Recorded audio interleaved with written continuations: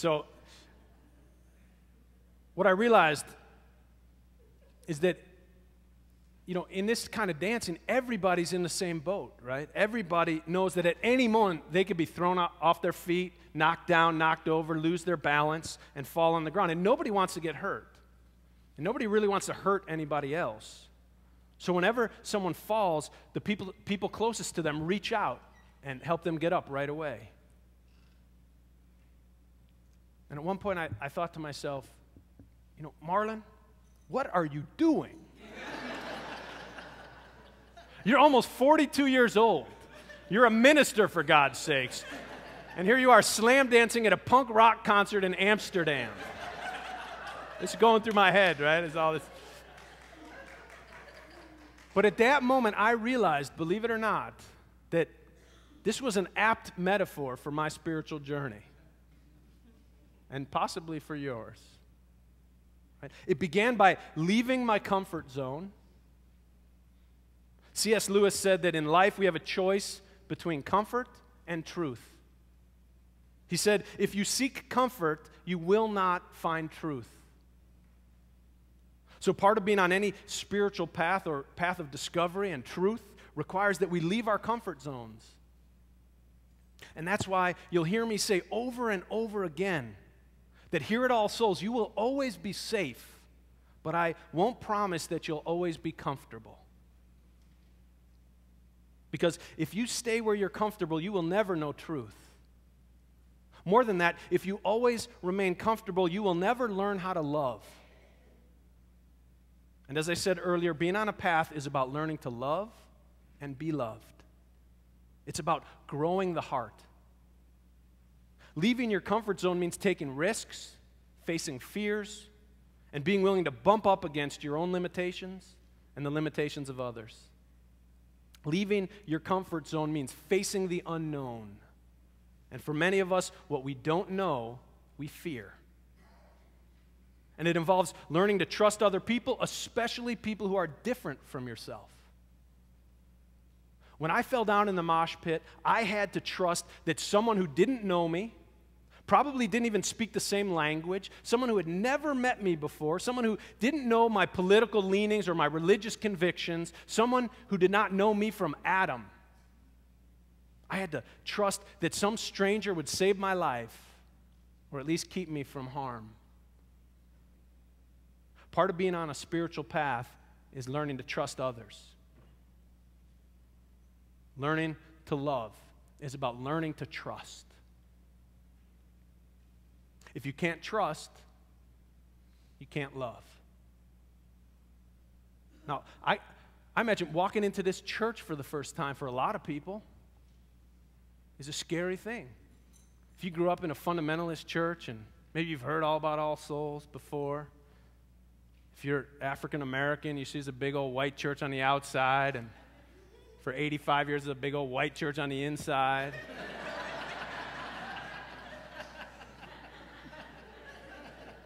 Thank God that's changing. And we are thankful. So thankful.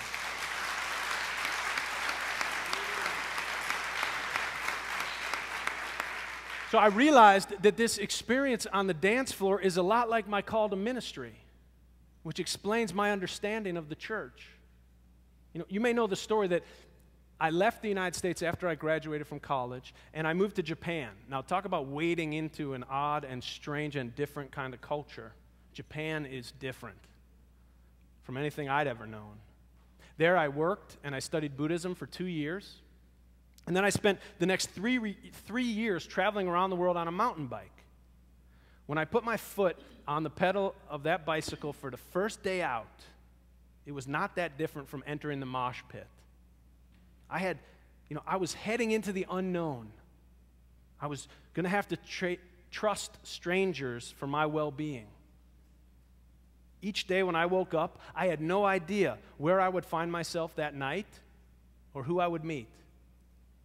People who looked different from me, who didn't know me, we didn't even share the same language often or culture, people with whom I might not agree religiously or politically, but still people I hoped would see me as their brother. a child of the same God, of the same universe. And time and time again, they did. Whether I was staying with tribes in the deserts of Asia, or in grass huts, or dung-walled adobes, or yak's wool tents, I had to rely on the people I encountered for food, shelter, and directions. It didn't matter whether they were rich or poor, educated or not. Their race didn't matter. Their nationality didn't matter. It didn't matter what religion they were. All that mattered was whether they would help a stranger in a strange land. And in every country I visited, people invited me into their homes, even if their home only consisted of one room, or if all they had for a bed was a sheep's pelt tossed onto a dirt floor. Often it seemed that the poorer people were, the more they went out of their way to give to me with no expectation in return. And each time someone fixed me a bowl of soup or helped me fix my bicycle or gave me a place to stay, my faith in humankind was reaffirmed. And my heart grew a little bit bigger. And soon I knew that I could never turn my back on people who were different from me, who indeed treated me like a brother, whether they were a Hindu or a Jew or a Buddhist or a Muslim or a Sikh, or they followed native traditions. And somehow I knew that if I couldn't turn my back on them, neither could God. And so not only my heart grew bigger, but so did my ideas about this mystery we call God. I realize now that having grown up in this tradition of this church as a Unitarian Universalist, as a child, had a huge influence on me.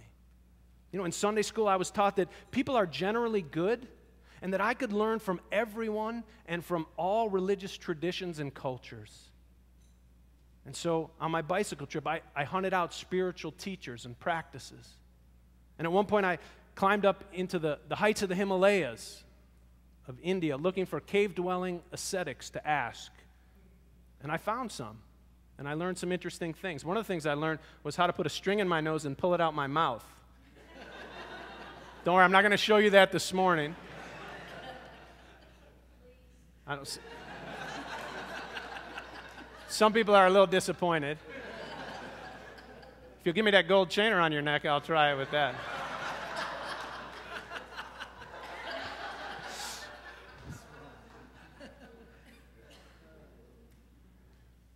But seriously, one day while I was along the Ganges River in India, and I met this Hindu Swami. You know, there I am with the sweaty bike shorts and this bicycle weighed down with all this gear and equipment. I'd been traveling through Asia for over a year. He had a saffron robe, a shaved head, and sandals. And he looked at me and he looked at this loaded down bicycle and he said, "What are you doing?"